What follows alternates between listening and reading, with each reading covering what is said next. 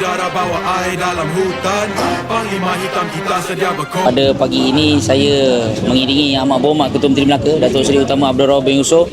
Kami berada di Pang Sasa Parah, di mana hari ini kita dalam satu sukan untuk bersama-sama dengan anggota tentera dan anggota-anggota beruniform di dalam negeri Melaka, iaitu sukan menembak Piala Ketua Menteri.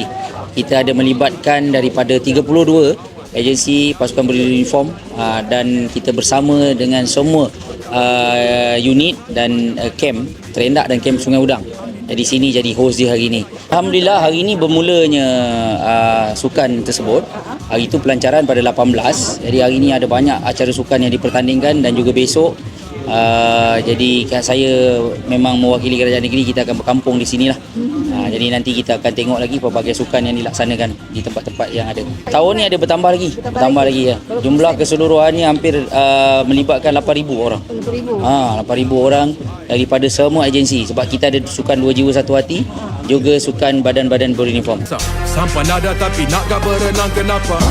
Makan kalau lapar, minum kalau haus.